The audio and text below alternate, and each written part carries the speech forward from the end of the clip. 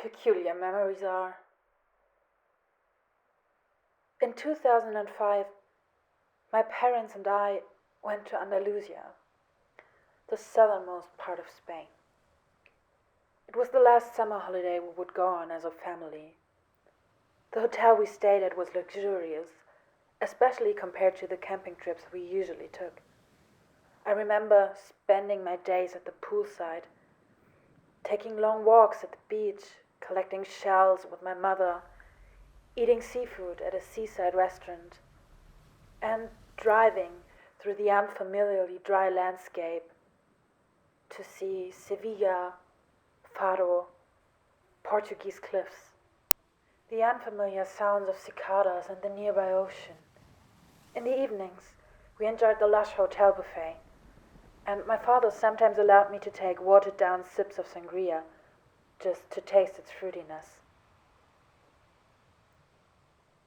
During this holiday, I first tasted gazpacho, an Andalusian tomato soup, best served ice cold with diced vegetables and toasted garlic bread.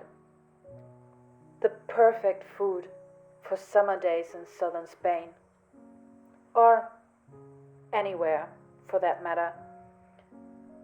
I ate it every day for a week. Previously, I had refused to eat tomatoes until my grandmother had planted them in our small garden. I helped her water them and watched them turn from a bright green to a yellowish hue to an orangey red. I got attached to that stupid nightshade. I couldn't help it. Before that summer, the thought of eating tomato, let alone a cold tomato soup, would have made me shudder. I remember tasting gazpacho and feeling so grown up and adventurous.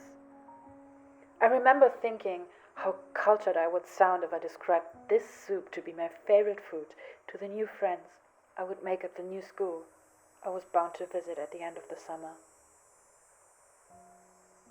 I haven't been to Spain since. A year later, my parents got divorced. I hardly ever ate gazpacho in the following 15 years. Oh, how peculiar memories are. My brain still can't grasp the fact that I can recount stories from 10 to 15 years ago, that I have already lived that long. Oh, how peculiar memories are. How something so random and so far removed from my everyday life, something like an Andalusian tomato soup, carries the weight of all these stories. The last family holiday becoming a turning point. My now estranged father, my grandmother's garden, a new school, the fights I would have with my mother, the grown-up I was bound to become. I only prepare that food for the 2 or 3 hottest days of the year. I savor the stories and those peculiar memories. Thanks for watching. Enjoy.